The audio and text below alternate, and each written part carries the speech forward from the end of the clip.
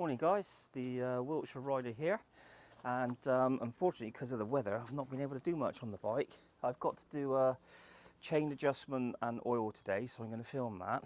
But before I do, just had a new purchase through, and it's thanks to the Misselden Flyer. I bought one of those, what are they called, Oko little tablets that links to your phone. So going to show you here what I've got. So I've already broken the package so that you can see. Oki, is it Oki? Not sure how you pronounce it. Anyway, got one of these. So you get, through the Misselden Flyer, you get a discount. I think they're 105 and you get it for 70. So we're just going to unwrap it.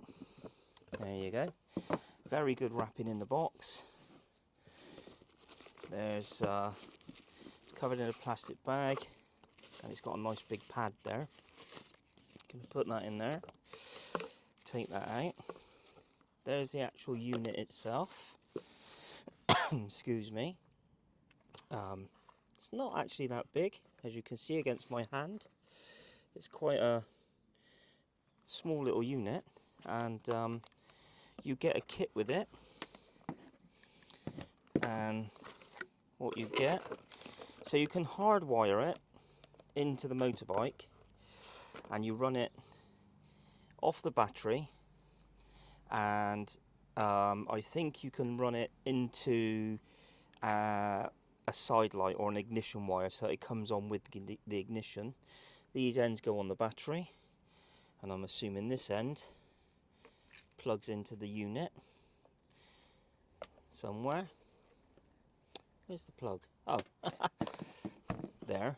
So yeah, that only fits in kind of one way. There you go, and that screws on, and that feels like a substantial, you know, fitment. It says waterproof power box on there, and then also you get a USB unit here, so you can plug it into USB on the bike. Then you get some sort of fitting kit, which, as you can see, I haven't opened yet. So you get a nice handlebar mount bracket. They give you an option of a metal bracket, but I thought I'm just going to go, I think it was an extra 13 quid for a metal bracket, but I just thought I'm going to go for the plastic one for now. This is the rear mount, which goes on there. So that's quite cool, and then that sits in there by the looks of it. So that's good. And then you've got some rubbers. Actually, these are quite hard plastic, but they're shells, so that you can do it to the size of your handlebar or your mountain bar. And obviously you've got all your nuts and bolts and Allen screws. And this looks like a backing plate, which I think you screw on somewhere. Ah, okay. So I think this is, I'm not sure which is up and which is down, to be honest. I'm assuming that's up. Ah yeah, so you've got two screw holes, one there, and there's a line on here, and the line lines up, and it gives it a bit of shade. Now, my only complaint is there's no instructions. I have no idea what these things are. They look like Go Faster stripes, some sort of sponge. But there's no instructions with it. You get a little screwdriver and the two screws to put. So there's two screws there, and you put those in there. But as I say, there's no instructions. So I'm assuming, that you have to go online and download the instructions. But to be fair, it looks fairly straightforward. So my only kind of question, let me just put this back in there so that I don't lose it all. So I'm going to fit this to the bike, but I have a slight dilemma.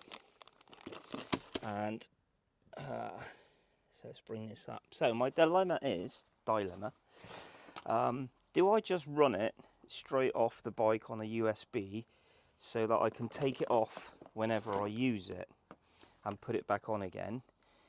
Which means it is a bit of a faff, but just, you know, in the grand scheme of things, it's not that much of a problem. But because I've got a quad lock mount on my bike, which I could put onto the back of this and just mount it to the quad lock, or do I fix it permanently to the bike? Now, my dilemma is my bike is left outside of work all day, and I do park in town in Wiltshire and other areas. I'm always travelling about, and obviously I use the bike every day as my main form of transport. So maybe some opinions would be good. Do I permanently fix it to the bike, or do I just run it off of a USB port so that I can take it off the bike when I park up? The only problem with that, obviously, it means is that I've got to carry it around with me, or I suppose I could lock it in my top box. Anyway, let me know what you think about that. When I go back in the house, I will connect it to my phone. I'll plug it into mains, collect it into my phone, and show you what it does. See you soon, guys. Okay guys, so here I am in my living room, and for some unknown reason my microphone didn't work, so I'm just showing you that I've plugged it in to the USB in a normal household plug. This is why I'm doing it on my sofa, because the lead isn't that long. And I'm just showing you the setup. This is it powers on straight away, so there's no on and off switch. By the looks of it, it just powers up. So now you can see that I'm just getting my phone on. Sorry about the staginess of the video. So I'm just showing you that it's already connected on Bluetooth, so it connected straight away without any issues. That's the first time I've connected it, and it's already showing music and maps. So as I'm looking at it, it's now showing maps, and the touchscreen is quite sensitive actually, and I haven't even taken the plastic film off yet, and it's also meant to work with gloves. I was trying to give you a little bit of sound because it plays through Android, but my microphone wasn't working. Needless to say, the sound was really good. So I'm just looking at the brightness and things like that. So it's quite a clear screen actually, and it's a nice colour. So there's all your little settings. That's the time and date settings, and then I go on to what am I doing there? Going back to the main screen. So I'm obviously on Android, and I'm just clearing my phone. Back onto the music. Going back, I'm just trying to find out how to get to the home screen, and then I do find it. There you go, down in the bottom right there's a home screen. That's what I'm trying to find at the moment. As I said, there's no instructions, so I'm going to have to see if there's something you can download. I'm mainly going to use this for receiving phone calls and maps. Unfortunately, the screen is bright, so you don't get much of a view of it on the camera. So now I just found the home screen, and I'm trying to show you that it shows... gone wrong again. It shows everything on my phone on the screen.